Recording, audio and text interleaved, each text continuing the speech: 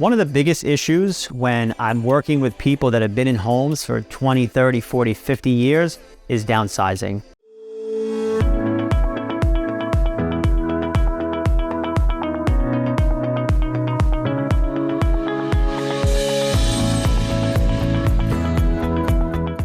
One, wrapping their head around downsizing into a smaller home. But two, the bigger issue is, what do I do with all my stuff? One of the best tips that I can give them is basically taking it one room at a time. If you try to do the entire house all at once, it's going to get overwhelming.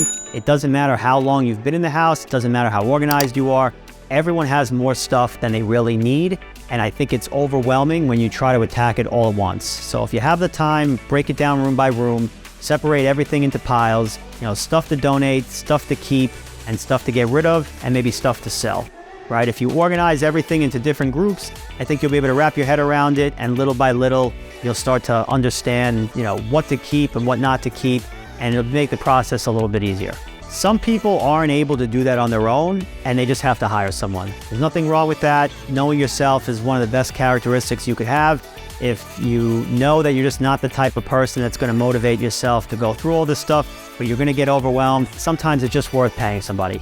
So if you're having a tough time kind of getting through everything, or you just don't have the time to do it, there's plenty of people out there that have businesses that can totally help you, whether it's just a consultation to kind of give you a plan on how to do it, or actually physically coming to your house, boxing everything up, and actually sorting through everything and helping you do the downsizing, with you. Another great tip is, once you start to put things in boxes, make sure you label them. So whether you're going to do it by color, by number, or write it by room, or write what's inside the box, one of the most important things is to know what's inside the box. Because if you do move somewhere else, you don't necessarily have to unpack everything all at once.